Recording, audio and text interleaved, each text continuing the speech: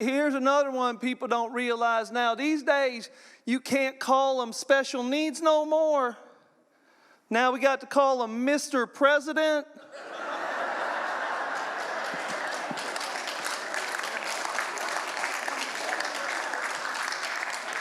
I ain't sure why you're clapping. I still don't know if that is a Trump or a Biden joke.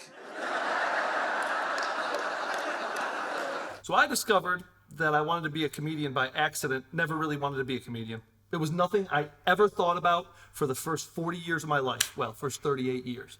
And then what happened was my life was awesome. It was just too easy. And I said to my missus one day, I said, our life is awesome. And she goes, yeah, it's great.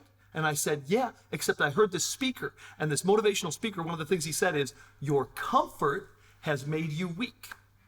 And my missus went, what? I go, so I'm not getting challenges. I'm not growing. I'm going for a change. And she went, don't fuck up our life. And I was like, no, I'm doing it. So we was having an argument because we got a little dog. I said, I want to get a better pet. I want to get a manly pet. She said, what kind of pet? I said, I want to get a bird. She says, that's the gayest pet a man can get.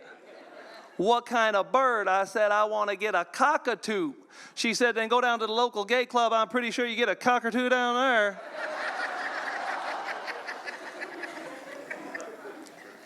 I was trying to find something to do that would be challenging that I knew nothing about. And one day, essentially, it just popped into my head. And I went, nah, not interested at all.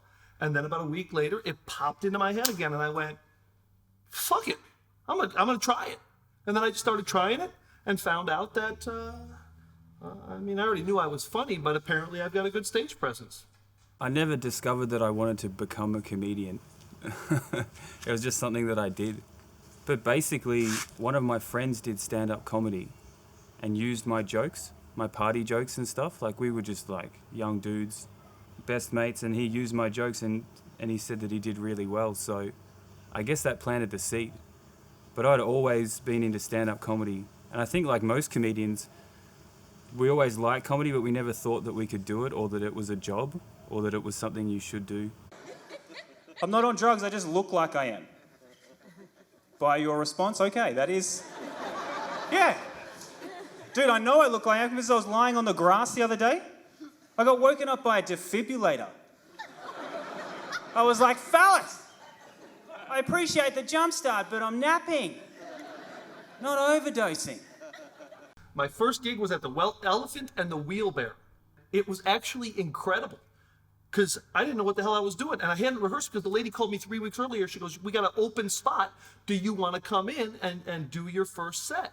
And I was like, yeah, I'll do it. And so I showed up.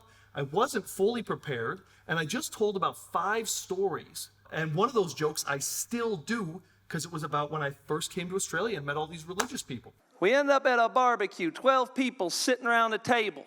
And they keep going, how come you haven't had babies yet? Jesus wants you to have babies.